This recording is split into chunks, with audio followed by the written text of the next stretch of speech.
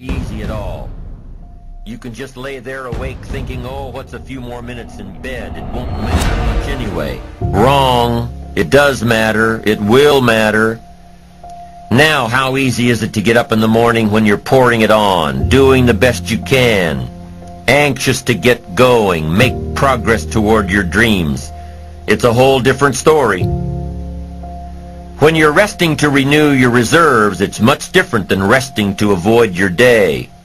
When you're psyched up and excited for your life, when you're excited for what you've planned to accomplish for the day, it's amazing. You'll wake up before the alarm clock even tries to startle you awake. Your successes fuel your ambition. Your successes give you extra energy. Your successes pave the way for more successes. It's the snowball effect. With one success, you're excited to meet another, and another, and another. And pretty soon, the disciplines that were so difficult in the beginning, the disciplines that got you going, are now part of your philosophy. How do you know when you're successful? Do you have to be a millionaire? No. All we ask of you is that you earn all you possibly can. If you earn $10,000 a year and that's the best you can do, that's enough. God and everything else will see to it that you're okay. The key is to just do the best you can. If it's $10,000 a year, wonderful. If it's $100,000 a year, wonderful. If it's $1 million a year, wonderful. It doesn't matter $10,000 a year or $1 million a year. It doesn't matter as long as you've done the best you possibly can. Earn the most you possibly can. Be the most you possibly can. And here's why. The essence of life is growth. The essence of life is growth, to do the best you can. And here's what's interesting. Humans are the only life form that will do less than they possibly can. Humans are the only life form that will settle for less. Every other life form except human beings strive to its maximum capacity. How tall will a tree grow? Approximately. As tall as it possibly can. You never heard of a tree growing half as high as it could.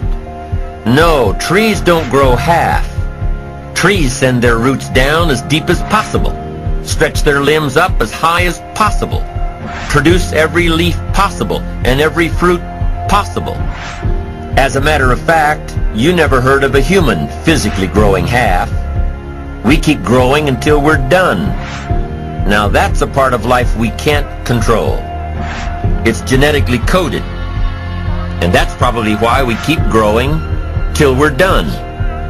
Because we can't control that part. It's the rest of our growing that we control. The growing of our minds, the expansion of our minds, that we can control. And that's what tends to get away from us. All life forms inherently strive to their max except human beings. Now, why wouldn't human beings strive to their maximum possibility? Here's why. Because we've been given the dignity of choice. It makes us different than alligators and trees and birds. The dignity of choice makes us different than all other life forms. And here's the choice: to become part of what we could be, enough to get by, or to become all that we can be. My best advice for you is to choose the all. Earn all you can, make all the friends you can, read as many books as you can, develop as many skills as you can, see as much as possible, do as much as possible, make as much fortune as possible, give as much of it away as possible. The max. There's no life like it. I'm telling you, once I got on track, I've never looked back. Pick up the challenge. Go for it. Take the best of the two easies. Take the route of it's easy to get ahead. It's easy to do all you can. It's easy to succeed. It's easy to have financial freedom. The more you do, the more you get. So the two primary benefits of positive reinforcement are, number one, to build good habits, And number 2, to create more energy to fuel your ambitions, your desires, your achievements. How can you isolate what's working for you and what isn't? How can you make sure that you are reinforcing your positive disciplines? Well, if it isn't apparent, easy to see right away, if what you're doing is happening in such small increments that you're not sure if you're on track, then you need to be writing it down. You need to keep a journal anyway. But if you really aren't sure that what you're doing is making measurable progress, you need to keep a written record. You need to write down everything that may be relevant in your day. What you did, who you saw, what you felt, how it may or may not affect you now and in the future. The best way to track your activities of the day is to write them down.